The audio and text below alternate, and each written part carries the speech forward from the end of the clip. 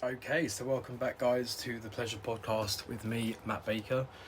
I'm going to be on my own today, doing a little solo pod because I have no friends. So today we're going to be talking about my experience of policing. It's going to be honest, it's going to be raw, and it's going to be all about the highs and the lows. And I guess what people don't see or understand in terms of policing and what we do on the front line. So I guess the first question is, why did I join? So ever since I was like 12, I was always playing cops and robbers on the streets growing up. I had my little mountain bike and I'd use sellotape as handcuffs.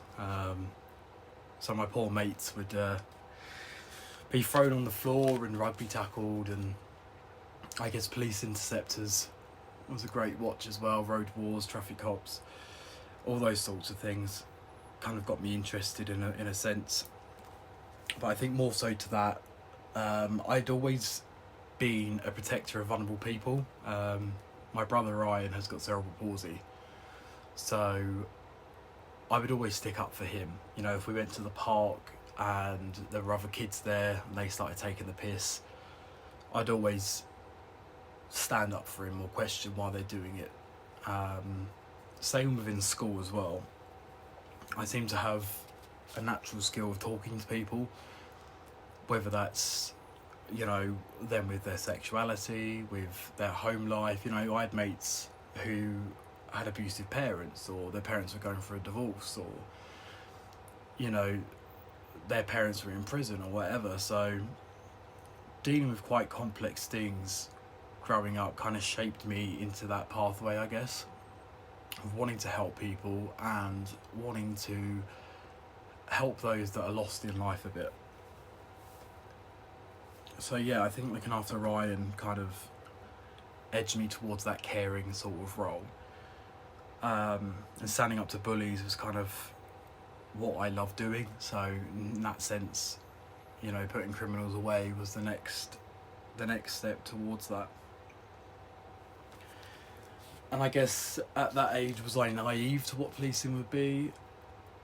I guess so. I did have the experience of the police cadets from 15 to 17, I think I'd done that. So that was quite an eye-opener to the reality of policing, you know, going to domestics and mental health calls, sort of more the social aspect of it all. But yeah, I probably was a bit naive. I think all these programs paint a picture, but they're only snippets. They're the highlights of policing. You know, police interceptors will show you a 10-minute clip that was filmed over like 6 weeks of policing. Those sorts of things don't happen every day. And very rarely is it your response officers that are doing that. So I guess my thoughts of policing would be more actually going out and catching the bad guys, being proactive, being allowed to stop criminality, really. You know, get in people's faces, get these criminals off the streets and lock them up. So I joined when I was 18. I'd done my A-levels, which was sociology, psychology and law, which I wouldn't have done if I hadn't needed them, but Kent Police wanted 2 A-levels, so that's what I had to do. So I started in September 2019, and everybody starts at the Kent Police College in Maidstone, which was great fun. The 19 weeks was very tough, a lot harder than I probably imagined it to be, purely because there's 2 sides of it. There's very much the legislative side and the fitness side. So not only do you obviously need to know the law, but you get given definitions that you have to know off by heart verbatim, and put them into real life scenarios. And sometimes it can be quite complex, you know, the wording of such crimes, or how the crime took place, or the elements of a crime, which is, there's 2. There's the mens rea, which is the intention, and then the actus reus, which is the actual physical side of doing it. So for stuff like for example, theft. You know, someone's got to have the intention of depriving that person of it permanently, and then the actual physical side of doing it.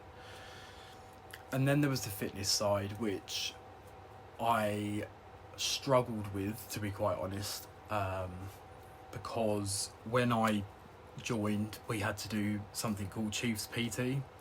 So every Friday morning at like 4 in the morning, I think it was like November time as well, so it was freezing outside, we'd all go to this big hall and basically get drilled the fuck out of, with HIIT workouts and lunges and burpees for about an hour and a half straight, and it was intense. You know, I vomited the first few times of doing it. I was completely unprepared, to be quite honest, and that's one thing I would say to anyone joining or thinking of doing it: get your fitness in order first. I know it's easier said than done, but there will come a time where you need to rely on your fitness, and if you're not fit enough, you're going to get hurt, if not killed. And not just for your sake, also for your colleagues and the public. You know, you're there to protect them, and if you're not fit enough, you're puffing out your ass after 30 seconds of fighting with someone, then you're not going to last long, basically. But yeah, the 19 weeks were great. It was a big safety blanket, if you like. This was the time to fuck up, if you know, and to get things wrong and to learn from it. I had a brilliant class. I made some good friends. Our tutor was amazing as well. Really, really good guy. Been in the job like 20 years. So yeah, you felt a sense of pride once you'd done them 19 weeks, because I had never been away from home before. I've always been a home boy, a mummy's boy, if you like. So staying at the college was different for me, quite hard as well. You know, I was still young, I was 18. So yeah, that was definitely a change for me, and I struggled initially with that because I wanted to be at home. Sorry, I'm having a vape. And not only that, but the rules. You know, you've gone from living with your parents to you're now in a service which is very much militarized in a way that, you know, you have a uniform, you do certain actions when something else happens, you know, you salute, you do this, you do that. So you've gone from nothing to suddenly these massive expectations are put upon you, and if you don't keep them standards, then you're out, basically. You're out of the job. I mean, the exams, for example, you had 2 attempts, and if you didn't get them in the 2 attempts, then you were out. So it was a tough process, but it needs to be. You know, a lot of people say, oh, you're not weeding out the bad police officers and stuff, which I understand. I can see it from that viewpoint, but also, you know, the selection process and the hard work, it's tough going. Saying that, in my course there was a guy he was in my class actually. He decided to turn up on week 16, so right at the end of our course. He turned up pissed, basically. He'd driven in, was half cut, and our tutor breathalyzed him, and he was over the legal limit, so he was arrested for drink drive and obviously sacked. But it was just like, what the fuck are you doing, man? Like, you've put in so much effort and you worked so hard to fuck it up at the end. It's just, yeah, crazy. And fortunately it happens pretty much every intake of police officers. You know, I've heard stories that there was a barbecue or something that these student officers went to, and they all got pissed and decided to drive, and yeah, just chaos, really. So yeah, my first impressions were overall pretty good. There was a few staff that I didn't really like. They were kind of jacked up army fucking action men, if you like, you know, really like hardcore, like Bear Grylls style, like fucking push yourself until you're sick and you've got to keep going and going and going sort of thing. You know, they didn't believe in fucking mental health and all that shit, and they didn't believe in feelings and all that, so different generation, I think. So I selected Sevenoaks and Swanley, and that's what I got. So my impressions were very much different to the reality of it. I soon come to learn straight away that the role isn't about just going out and catching bad guys. Actually, that's probably a very small part of it.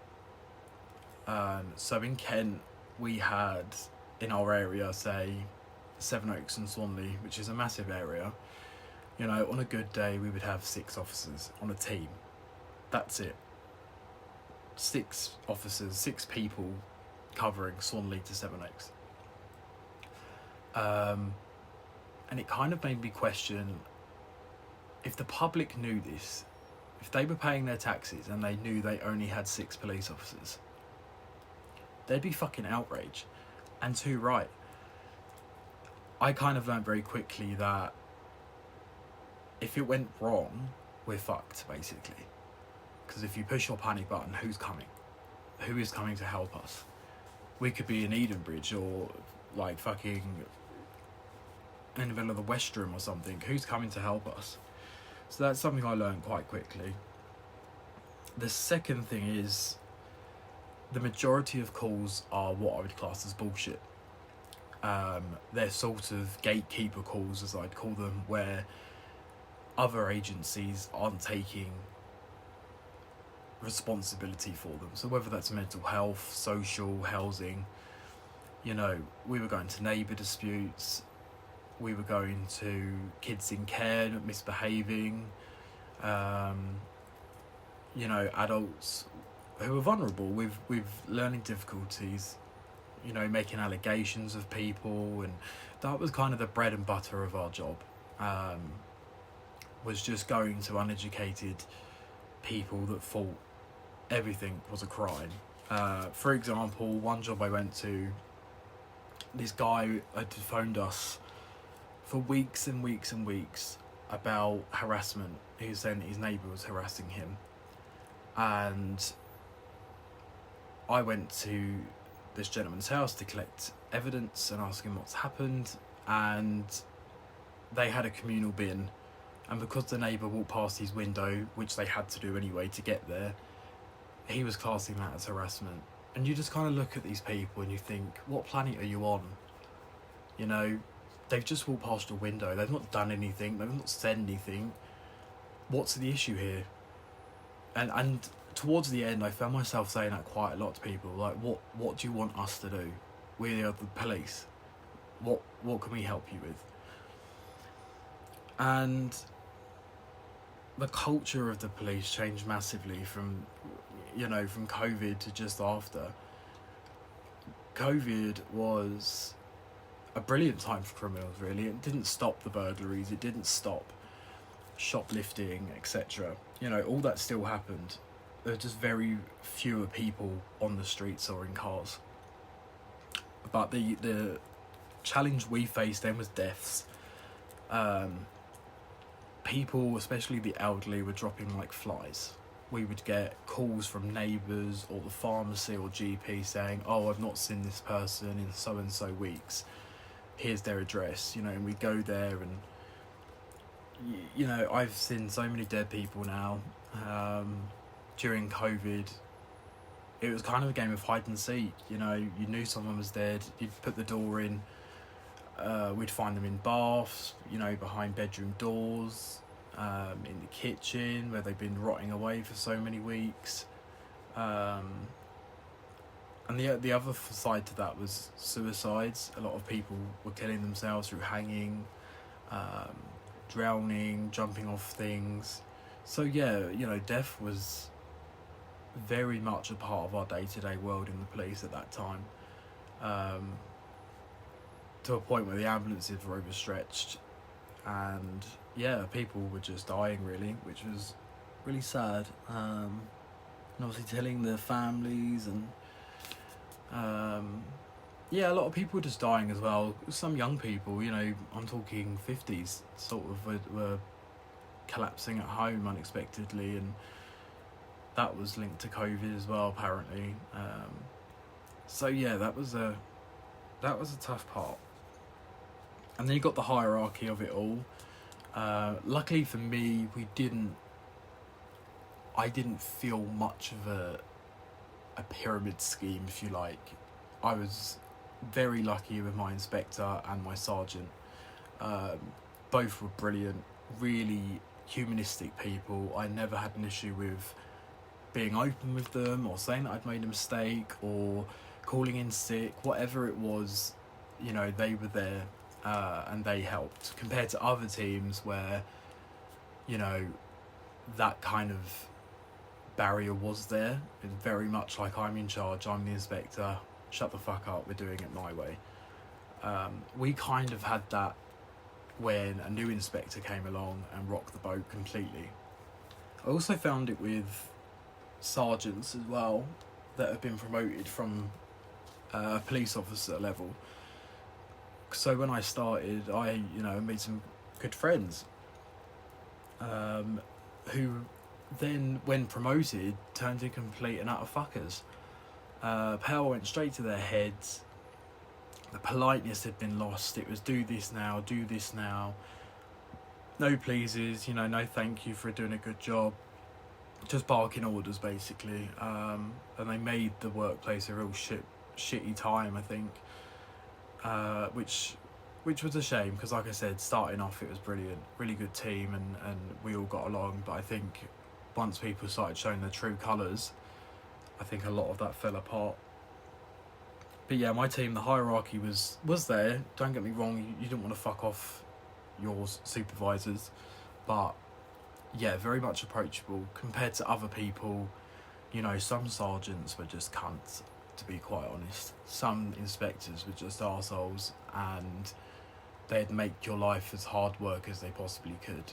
There's one guy in custody, he was a custody sergeant, and he was a fucker, basically. It was, you almost had to argue with him for why you've brought this person into custody. I remember one time I took a guy in because he'd smacked his missus, domestic violence, and the questioning that he was asking for why this man should be in custody, and I was just like, that should be enough, surely. He's hit his missus. Why are we arguing about this? So that was interesting, and I think that's the other side of it as well. You know, another example was, I nicked a drink driver who was 17, took him to custody, and because he was 17, he was deemed a risk factor because he was vulnerable, because he was a child still. So a lot of that bullshit sort of policy and fucking health and safety, it was just fucking awful. You know, it was really, really annoying, and it limited us a lot of what we could do. So for those of you that don't know, part of your basic training does not include blue lights. So a lot of police officers out there will not be able to drive on blue lights. I was like that for the first 2 years. So it was horrendous. You know, we're going to burglaries that are 20 odd miles away, driving at the speed limit, you know, stopping at red lights. Because they weren't the training courses, which is just appalling. The police need those blue lights. They should be given out as basic training. It blows my mind, it really does. Because you just got to poodle along to Mrs. Miggins that's being fucking burgled by 5 men. You just got to drive at 20 miles an hour to her. So police forces, do fucking better, because that is just a shambles. One or two standout stories for me. There's two that I have. One was a suicide. Basically, we had a phone call from the husband to say that his wife had gone missing. So we went to his house initially. It was a little village.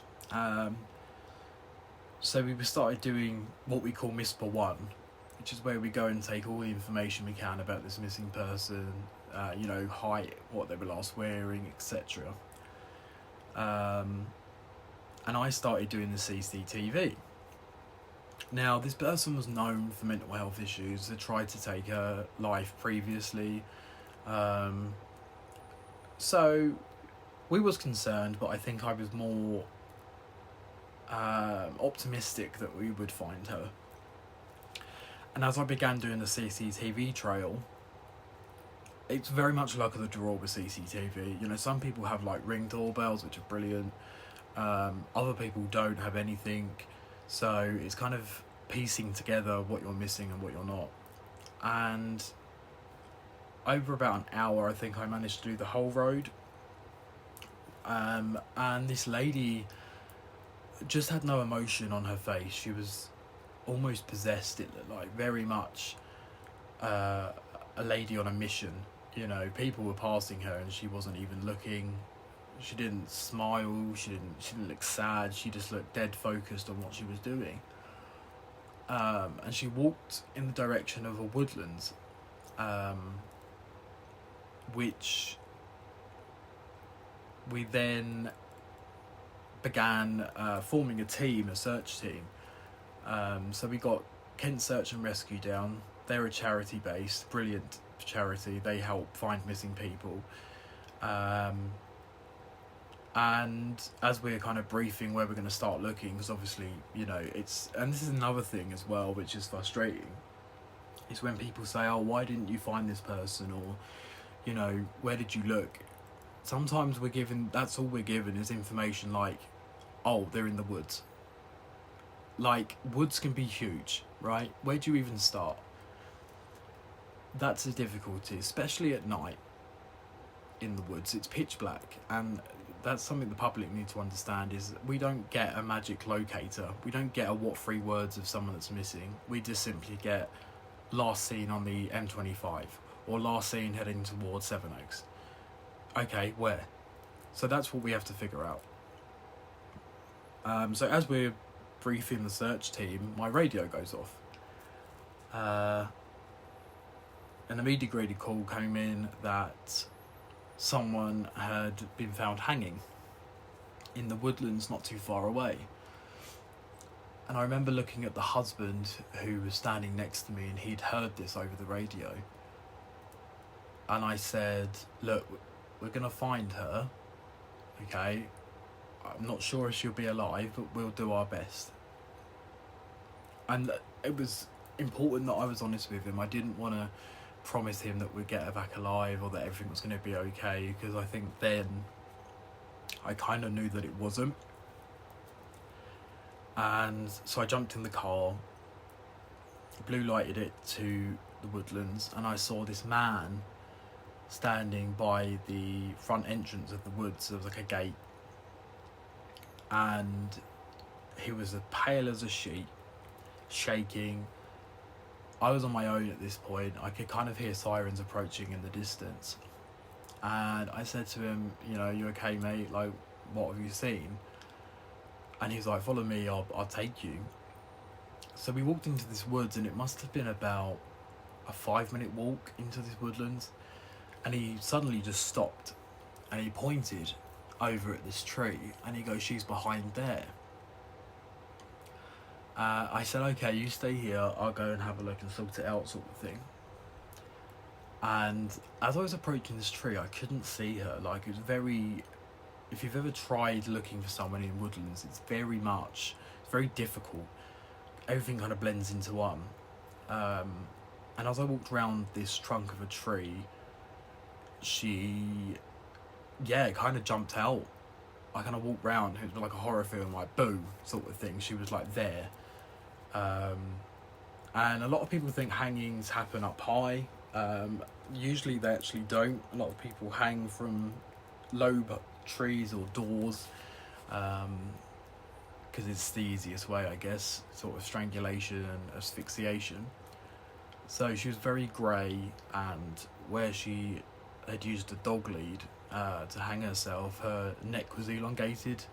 So cutting her down was difficult. checking for signs of life was really difficult. Someone's mum there, it's, you know, and seeing a human in that condition is, it's just awful. Stays with you for a long time, and then having to tell the family, and you know, just knowing that that's the place she did it as well, like her last thoughts, what did she last see. Yeah, I had to sleep with the light on for a few weeks after that, because I kept seeing her in my mind's eye, sort of in the corner of my room. So yeah, that was a nasty job. And another one that sticks out was more of a criminal matter, but it wasn't humorous, but it was unique. These two old boys, and I'm talking like late 80s, bumped into each other at Asda in Swanley, and one of the gentlemen recognised the other as someone that stole his girlfriend many years ago. I'm talking like 20 years ago, and he decided to get vengeance then and there in Asda. And he beat this other 80-year-old up with his walking stick. And I mean, beat. The CCTV was awful. He had fractured hands, fractured skull, bruises, lacerations everywhere. Really, really nasty. And I always loved interviewing people, and I'd always let them create their story. So I remember arresting this suspect and, you know, asked him what happened. What story was he going to create? This was before I'd shown anybody CCTV. And, you know, the story from this person was very much, I don't know what happened. I don't recognise that person. I don't think I was there. You know, all this wafty bullshit. And then you play them the CCTV, and they either then come clean about it all, or they don't say anything. But that was a job that stuck with me, because this poor gentleman was so vulnerable and had just been absolutely just beaten to a pulp for no apparent reason. Something happened 20 years ago. So I was very glad when the CPS charged for that and we got GBH. So that was good. And that moves me on to the CPS actually. And another annoyance that the public don't understand is we are not in charge of what the courts give out. The police is simply evidence collectors. We put the case to the Crown Prosecution Service, and then obviously it goes to court.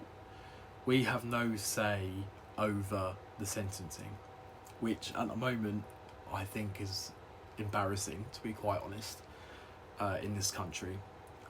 We're not giving out long enough sentences or harsher fines or anything like that. It's a weak system, and I feel sorry for police officers in today's society, because what's the point? All the effort you go to, all the time and overtime you are spending, you know, getting victim statements, getting the evidence, interviewing suspects, arresting suspects, having to go and get them in, holding them, remanding them, for the courts to then give them like 6 months.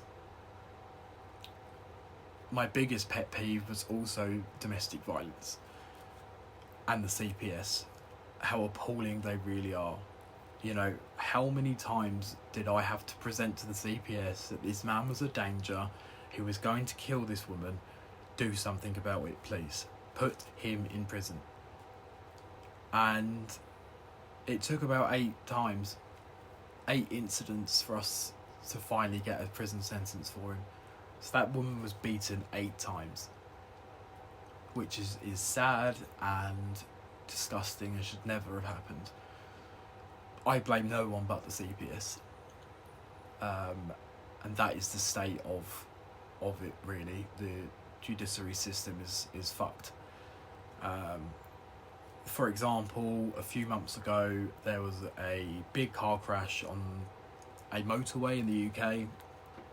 I think it was like 19 20-year-old lad, a gym instructor, decided to take the police on a pursuit, and then emergency stopped on the motorway, causing 5 police cars to all crash into each other. 2 police officers are now unable to work. They can't go back to their careers that they loved. 5 brand new traffic cars, which probably comes to about £500,000, I'd say. All now written off, smashed up. All because of one person. And the courts gave him 6 months, I think, or 14 months in a young offenders institution. Sorry, 14 months. What message is that to people? You know, what message are we sending out? It's kind of like, do what the fuck you want, I guess. And people are. That is exactly what people are doing, because they know that police haven't got the numbers.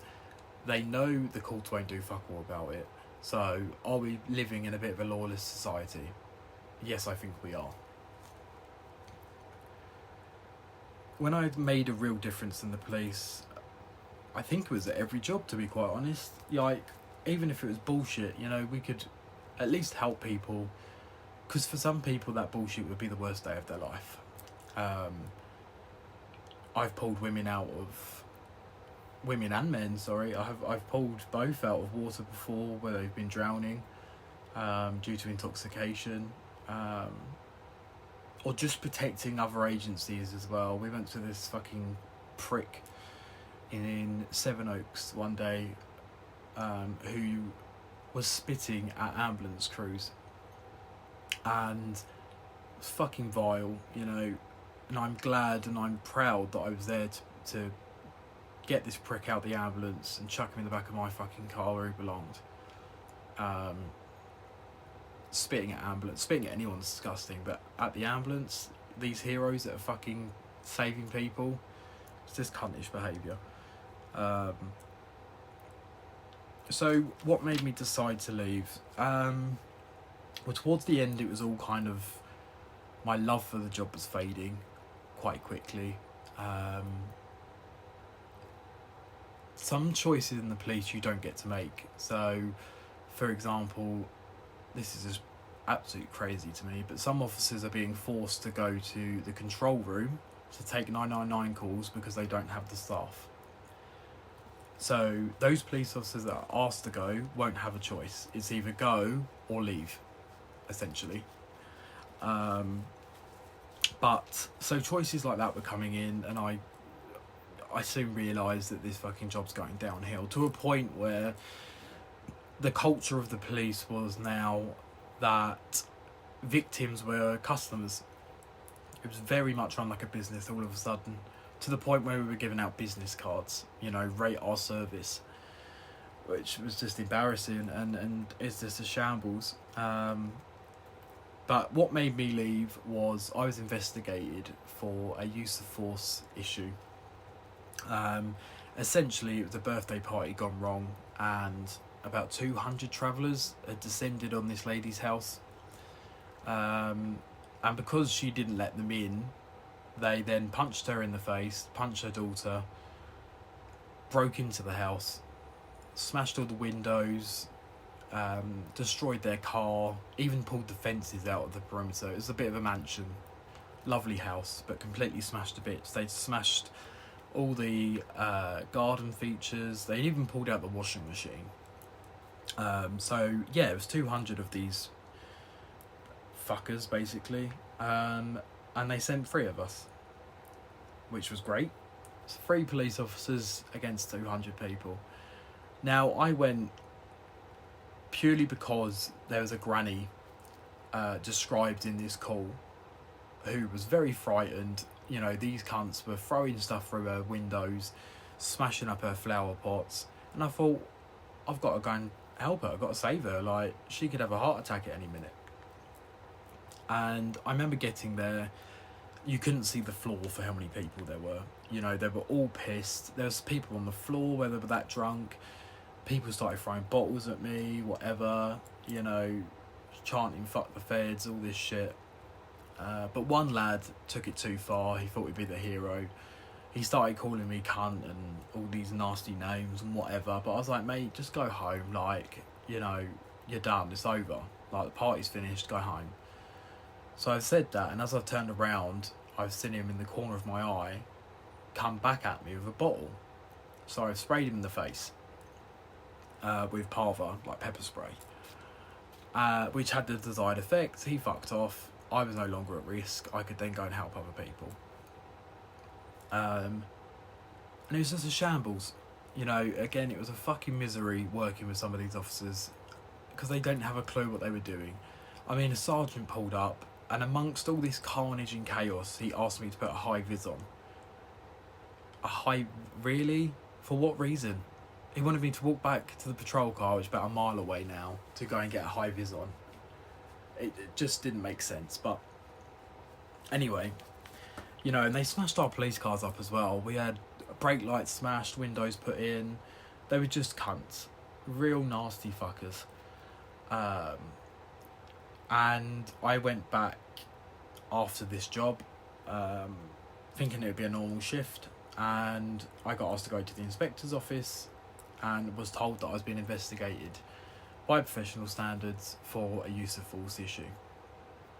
And I felt absolutely betrayed, absolutely fucking raging that they had done that, because where was the support? Where was the supervisors? Where was my backup? Who were they sending to this call then? Who was coming to help us? And then one of the inspectors made some comments about my dad dying and how that's affected me, and I you know, I lost my shit. And is he qualified to say that shit? You know? So last time I checked, you're not a psychologist. But anyway, this is the other issue with the policing at the moment, is the professional standards. So it took them 11 months to investigate me for quite a simple job. There was no complaint made by the public. There was no complaint put in by the victim.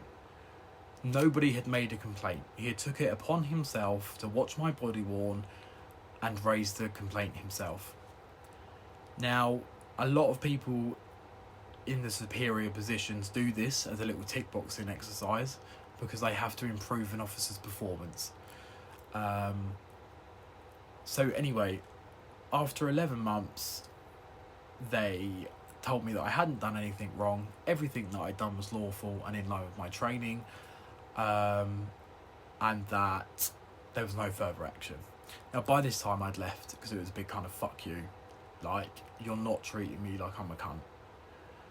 You know, they disregard all the arrests you've made, all the people you've helped, all the fucking overtime you put in. They don't care, you're just a number. And for anybody that's thinking about joining, please don't. That's my only advice I could give you, is do not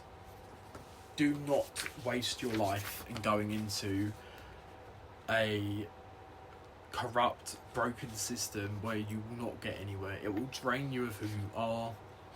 It will drain you of your life. And to be quite honest, I wish I'd never done it. So yeah, if you're thinking of joining, don't. It's not worth your time. Go do something else. Please. So, last little bit. I've got some questions that I've had asked by a few people. So Joan asked, would you arrest a member of your family? Depends on what they've done, but policy and all that shit says yes, we don't have any discrepancies over that. If our family member has committed a crime, then we have to take action or report it. Question number 2 by Jean. When is it right to do a citizen's arrest? So, really, citizen's arrests are for indictable offences only. So, say you've watched someone beat someone up or stab someone, then you can perform a citizen's arrest. My honest opinion, don't worry about it. Don't put yourself at that risk. You've got no kit, no training. Call the police, give us best description as you can. Let the CCTV handlers sort it out and get officers there. Yeah, don't put yourself in harm's way, especially with people carrying knives and shit these days. Over what? You know, you're going to stop someone from shoplifting a sandwich and get stabbed. It's not worth it. At what point do you use force? Asked Diane. Very good question. So force has to be proportionate, legal and necessary. So, you know, we always have to use reasonable force what's necessary to the situation. That could be any type of force, whether that's delivering a strike, using your taser, using handcuffs. It all has to be justified and explained. But really, you use force when you have to. You know, as long as you can justify it. If someone hits you, you've got the right to hit them back. If someone's trying to bite you, you can put them in handcuffs, you know, that sort of thing. So force has to be justified. My saying was, be nice until it's time not to be nice. Especially drunk people, you can't reason with a drunk. They will do what they want, and they will, you know, if you give them the chance, they will smack you first. Question number 4, when would you not save anybody? Never really. You always try your best to do everything you can to save somebody.